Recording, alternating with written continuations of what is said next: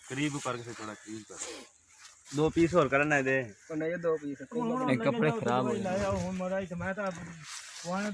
ਨੂੰ ਕੰਮ ਦੀ ਗੱਲ ਦੇਖੋ ਦੇਖੋ ਬੜੇ ਮਿਹਨਤੀ ਹੋ ਗਿਆ ਮੁੰਡੇ ਆ ਲੈ ਕੇ ਤੇ ਤੁਸੀਂ ਜਦੋਂ ਚੱਲਣਾ ਬੜੇ ਖਿਆਲ ਨਾਲ ਚੱਲ ਆ ਜਾ ਰਿਹਾ ਦੁਆਣੇ ਲੈ ਕੇ ਉਹ ਭਾਈ ਚੋਰੀ ਦੇ ਤਾਂ ਨਹੀਂ नहीं अपनी अपनी ਅੱਛਾ ਅੱਛਾ ਲੈ ਜਾ ਫਿਰ ਯਾਰੀ ਡੱਬੇ ਗੁਜ਼ਾਰੇ ਜੋਗੇ ਨਾ ਦੁਆਣੇ ਜਮਾ ਕਰ ਲਏ अस्सलाम वालेकुम वालेकुम सलाम जी सब तो पहलों तो सानू दसो जी आज दफा इस टाइम असी केड़ी जगह ते मौजूद है केड़ा इलाका है ये जी वाणे मोतो वाणे दरिया दी मान ते जनाब दरिया दी मान ते तुसी बैठे हो अच्छा ये जरा तुसी दुआना काश्त करदे एदे वास्ते केड़ी जमीन ज्यादा चंगी हुंदी है ਇਹਦੇ ਵਾਸਤੇ ਜੀ ਇਹ ਜ਼ਮੀਨ ਜਿਹੜੀ ਤੇ ਹੁਣ ਤੁਸੀਂ ਬੈਠੇ ਹੋ ਇਹ ਨਰਮਲ ਜੀ ਜ਼ਮੀਨ ਹੈ ਤੇ ਉਹ ਜਿਤਨੀ ਪੱਕੀ ਜ਼ਮੀਨ ਹੈ ਵਾਲ ਥੋੜਾ ਟੋਰਾ ਕਰਦੀ ਹੈ ਇਨਵਾਣਾ ਮੋਟਾ ਹੁੰਦਾ ਇਸ ਜ਼ਮੀਨ ਤੇ ਹੁਣ ਵਾਲ ਬੜਾ ਟੋਰਾ ਕੀਤਾ ਇਨਵਾਣਾ ਅਜੇ ਸਾਡੇ ਦਿਲ ਮੰਨੇ ਦਾ ਮੋਟਾ ਨਹੀਂ ਬਣਿਆ 15-20 ਕਿਲੋ ਦਾ ਇਨਵਾਣਾ ਭਾਵੇਂ ਬਣਿਆ ਵੀ ਹੈ ਨਾ ਸਾਡੇ ਦਿਲ ਮੰਨੇ ਦਾ ਹਾਲੇ ਵੀ ਨਹੀਂ ਬਣਿਆ जितने वाल टोरा कीता इतना वाल टोरा कीता इतना हिंदवाना नहीं टोरा कीता ते जे कदी बोए पक्की होंदी जान वाली बोए होंदी ते हिंदवाना इतना टोरा होर करे ਤੇ ਆਮ ਤੌਰ ਤੇ ਕਿਹੜੇ ਮੌਸਮ ਦੇ ਵਿੱਚ ਕਿਹੜੇ ਮਹੀਨਿਆਂ ਚ ਇਹਨੂੰ ਕਾਸ਼ਤ ਕਰਦੇ ਤੁਸੀਂ ਬੋਲਦੇ ਇਹ ਜੀ ਪਹਿਲੇ ਮਹੀਨੇ ਦੀ ਆਏ ਵਾੜੀ ਕਾਸ਼ਤਕਾਰੀ ਹੋਈ ਅੱਛਾ ਪਹਿਲੇ ਮਹੀਨੇ ਚ ਲਗਾਉਂਦੇ ਆ ਤੇ ਤਕਰੀਬਨ ਆ 5ਵੇਂ ਮਹੀਨੇ ਚ ਤਿਆਰ ਹੋ ਜਾਂਦਾ ਜੀ आज होने 5वें महीने तैयार है ਤੇ 3 ਤੋਂ 4 ਮਹੀਨੇ ਦੀ ਫਸਲ ਆਏ जी हाँ 3 तो 4 महीने की फसल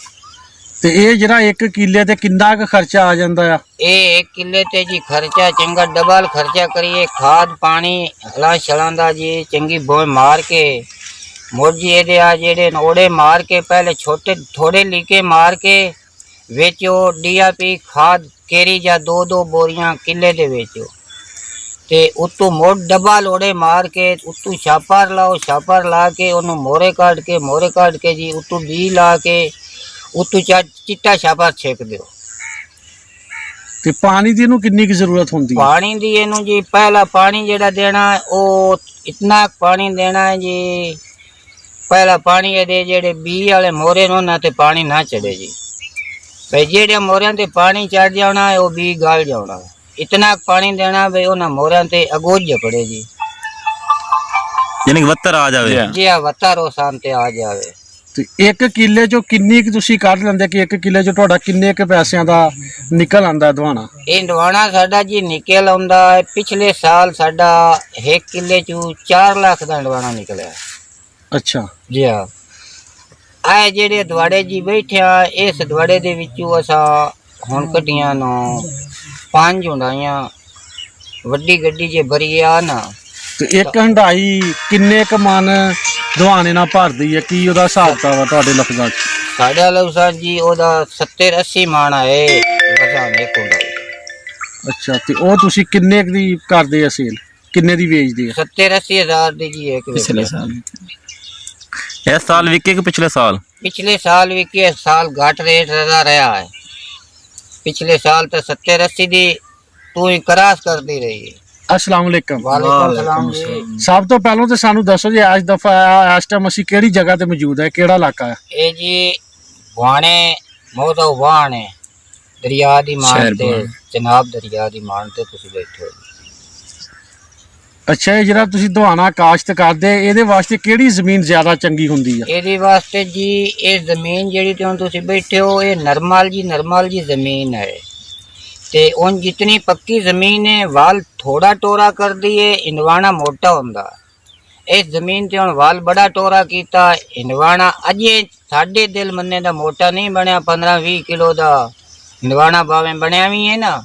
ਸਾਡੇ ਦਿਲ ਮੰਨੇ ਦਾ ਹਾਲੇ ਵੀ ਨਹੀਂ ਬਣਿਆ जितने वाल टोरा कीता इतना वाल टोरा कीता इतना हिंदवाना नहीं टोरा कीता ते जे कदी बोए पक्की होंदी जान वाली बोए होंदी ते हिंदवाना इतना टोरा होर करे ਤੇ ਆਮ ਤੌਰ ਤੇ ਕਿਹੜੇ ਮੌਸਮ ਦੇ ਵਿੱਚ ਕਿਹੜੇ ਮਹੀਨਿਆਂ ਚ ਇਹਨੂੰ ਕਾਸ਼ਤ ਕਰਦੇ ਤੁਸੀਂ ਬੋਲਦੇ ਇਹ ਜੀ ਪਹਿਲੇ ਮਹੀਨੇ ਦੀ ਆਏ ਵਾੜੀ ਕਾਸ਼ਤਕਾਰੀ ਹੋਈ ਅੱਛਾ ਪਹਿਲੇ ਮਹੀਨੇ ਚ ਲਗਾਉਂਦੇ ਆ ਤੇ ਤਕਰੀਬਨ ਆ 5ਵੇਂ ਮਹੀਨੇ ਚ ਤਿਆਰ ਹੋ ਜਾਂਦਾ ਜੀ आज होने 5वें महीने तैयार है ਤੇ 3 ਤੋਂ 4 ਮਹੀਨੇ ਦੀ ਫਸਲ ਆਏ जी हाँ 3 तो 4 महीने की फसल ਤੇ ਇਹ ਜਿਹੜਾ 1 ਕਿੱਲੇ ਤੇ ਕਿੰਨਾ ਕੁ ਖਰਚਾ ਆ ਜਾਂਦਾ ਆ? ਇਹ 1 ਕਿੱਲੇ ਤੇ ਜੀ ਖਰਚਾ ਚੰਗਾ ਡਬਲ ਖਰਚਾ ਕਰੀਏ, ਖਾਦ ਪਾਣੀ ਹਲਾਂ ਛਲਾਂ ਦਾ ਜੀ ਚੰਗੀ ਬੋਏ ਮਾਰ ਕੇ ਮੋਰਜੀ ਇਹਦੇ ਆ ਜਿਹੜੇ ਨੋੜੇ ਮਾਰ ਕੇ ਪਹਿਲੇ ਛੋਟੇ ਥੋੜੇ ਲੀਕੇ ਮਾਰ ਕੇ ਵੇਚੋ, ਡੀਆਪੀ ਖਾਦ ਕੇਰੀ ਜਾਂ 2-2 ਬੋਰੀਆਂ ਕਿੱਲੇ ਦੇ ਵੇਚੋ ਤੇ ਉਤੋਂ ਮੋੜ ਡੱਬਾ ਲੋੜੇ ਮਾਰ ਕੇ ਉਤੋਂ ਛਾਪਰ ਲਾਓ, ਛਾਪਰ ਲਾ ਕੇ ਉਹਨੂੰ ਮੋਰੇ ਕੱਢ ਕੇ ਜੀ ਉਤੋਂ ਬੀ ਲਾ ਕੇ ਉਤੋਂ ਚਿੱਟਾ ਛਾਪਰ ਛੇਕ ਦਿਓ। ਤੇ ਪਾਣੀ ਦੀ ਇਹਨੂੰ ਕਿੰਨੀ ਕੁ ਜ਼ਰੂਰਤ ਹੁੰਦੀ ਹੈ? ਪਾਣੀ ਦੀ ਇਹਨੂੰ ਜੀ ਪਹਿਲਾ ਪਾਣੀ ਜਿਹੜਾ ਦੇਣਾ ਉਹ ਇਤਨਾ ਪਾਣੀ ਦੇਣਾ ਹੈ ਜੀ, ਪਹਿਲਾ ਪਾਣੀ ਇਹਦੇ ਜਿਹੜੇ ਬੀ ਵਾਲੇ ਮੋਰੇ ਨੂੰ ਉਹਨਾਂ ਤੇ ਪਾਣੀ ਨਾ ਚੜੇ ਜੀ, ਬਈ ਜਿਹੜੇ ਮੋਰਿਆਂ ਤੇ ਪਾਣੀ ਚੜ ਜਾਣਾ ਉਹ ਬੀ ਗਲ ਜਾਣਾ, ਇਤਨਾ ਪਾਣੀ ਦੇਣਾ ਬਈ ਉਹਨਾਂ ਮੋਰਿਆਂ ਤੇ ਅਗੋਜ ਪੜੇ ਜੀ, ਯਾਨੀ ਕਿ ਵੱਤਰ ਆ ਜਾਵੇ। ਜੀ ਆ ਵਤਾ ਰੋਸਾਨ ਤੇ ਆ ਜਾਵੇ। ਤੇ 1 ਕਿੱਲੇ ਚੋਂ ਕਿੰਨੀ ਕੁ ਤੁਸੀਂ ਕੱਢ ਲੈਂਦੇ ਕਿ 1 ਕਿੱਲੇ ਚੋਂ ਤੁਹਾਡਾ ਕਿੰਨੇ ਕੁ ਪੈਸਿਆਂ ਦਾ ਨਿਕਲ ਆਂਦਾ ਦਵਾਣਾ? ਇਹ ਦਵਾਣਾ ਸਾਡਾ ਜੀ ਨਿਕਲ ਆਉਂਦਾ ਹੈ, ਪਿਛਲੇ ਸਾਲ ਸਾਡਾ 1 ਕਿੱਲੇ ਚੋਂ 4 ਲੱਖ ਦਾ ਦਵਾਣਾ ਨਿਕਲਿਆ। ਅੱਛਾ ਜੀ ਆ ਆਏ ਜਿਹੜੇ ਦਵਾੜੇ ਜੀ ਬੈਠਿਆ ਇਸ ਦਵਾੜੇ ਦੇ ਵਿੱਚੋਂ ਅਸਾਂ ਹੁਣ ਕੱਢੀਆਂ ਨੂੰ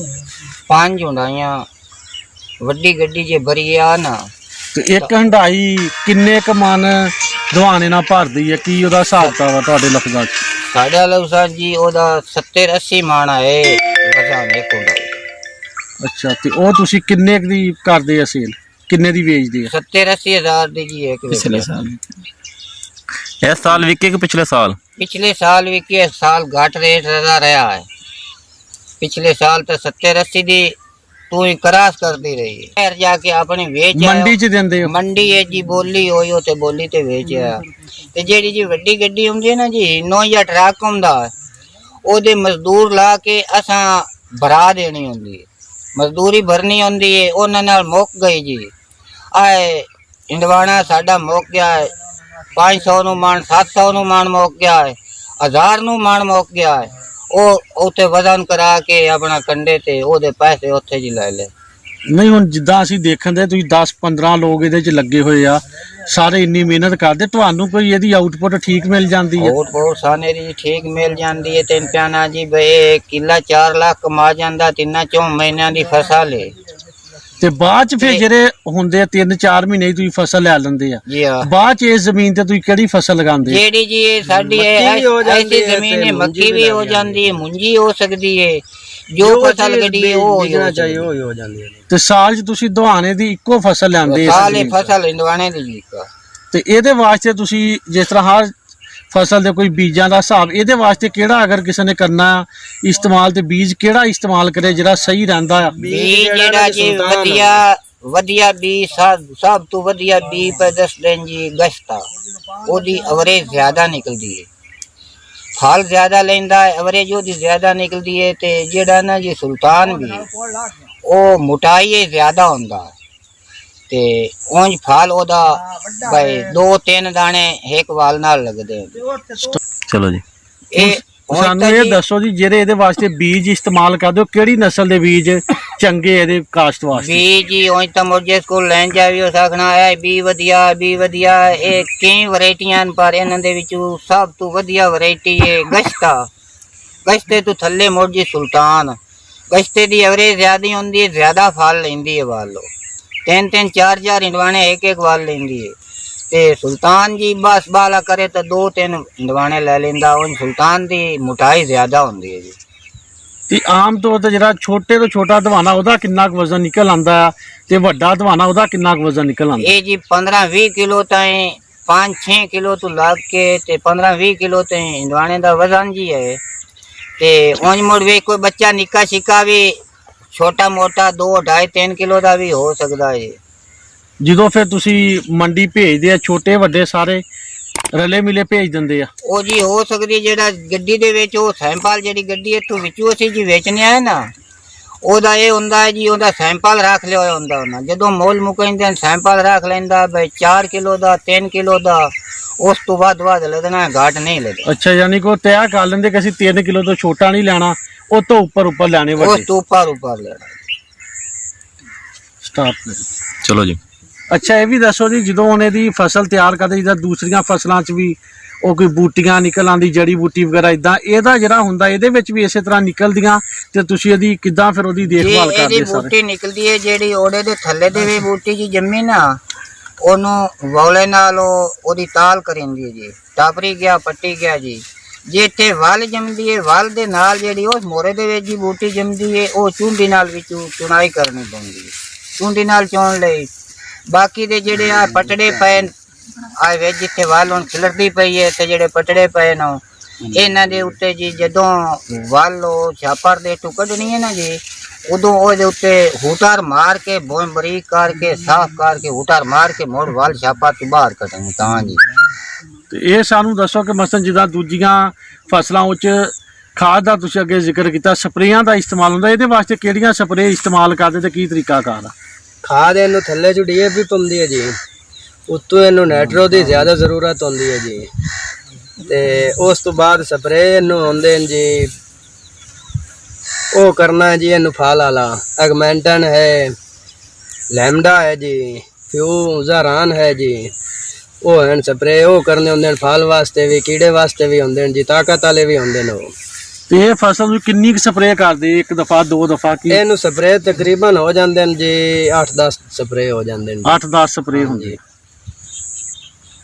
ਤੇ ਇਹ ਜਦੋਂ ਹੁਣ ਦਵਾਨਾ ਤੁਸੀਂ ਚੁੱਕ ਲਿਆ, ਉਸ ਤੋਂ ਬਾਅਦ ਇਸ ਜ਼ਮੀਨ ਨੂੰ ਖਾਲੀ ਛੱਡਦੇ ਆ ਅਗਲੀ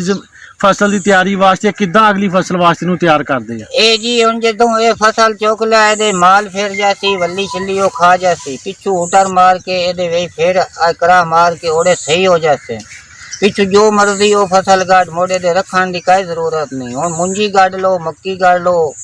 ਇਹਨੂੰ ਕੋਈ ਰੋਲਾ ਨਹੀਂ, ਜਿਹੜੀ ਸ਼ਾ ਗਾੜ ਲਓ ਜੀ ਉਹ ਹੀ ਹੋ ਜਾਤੀ। ਯਾਨੀ ਕਿ ਇਹਦੀ ਵਜ੍ਹਾ ਨਾਲ ਦਵਾਨੇ ਦੀ ਕਾਸ਼ ਦੀ ਵਜ੍ਹਾ ਨਾਲ ਅਗਲੀ ਫਸਲ ਤੇ ਕੋਈ ਅਸਰ ਨਹੀਂ ਪੈਂਦਾ? ਨਹੀਂ ਜੀ ਕੋਈ ਅਸਰ ਉਸ ਤੋਂ ਨਹੀਂ, ਬਾਅਦ ਤੁਸੀਂ ਜ਼ਮੀਨ ਕਰਕੇ ਤਿਆਰ ਜਿਹੜੀ ਮਰਜ਼ੀ ਫਸਲ ਕਰੋ, ਜਿਹੜੀ ਮਰਜ਼ੀ ਉਹ ਲੇਕਿਨ ਫਸਲ ਤੁਸੀਂ ਕਰ। ਆਪਣੇ ਇਸ ਇਲਾਕੇ ਦੇ ਵਿੱਚ ਇਸ ਤੋਂ ਬਾਅਦ ਕਿਹੜੀ ਫਸਲ ਜ਼ਿਆਦਾ ਲੈਂਦੇ ਆ?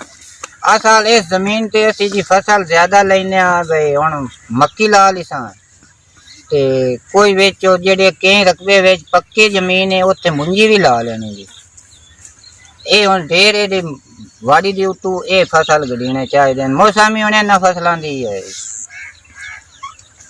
ਬਹੁਤ ਸ਼ੁਕਰੀਆ ਤੁਹਾਡਾ। ਯਾਨੀ ਕਿ ਓਵਰਆਲ ਅਗਰ ਕੋਈ ਕਿਸੇ ਬੰਦੇ ਦਾ 3-4 ਏਕੜ ਜ਼ਮੀਨ ਵੀ ਹੈਗੀ ਹੈ ਕਿੱਲੇ ਤੇ, ਯਾਨੀ ਉਹ ਵੀ ਦਵਾਨਾ ਕਾਸ਼ਤ ਕਰ ਸਕਦਾ ਹੈ ਜੀ ਕਰ ਸਕਦਾ। ਬਹੁਤ ਸ਼ੁਕਰੀਆ ਜੀ, ਅੱਲਾ ਹਾਫਿਜ਼।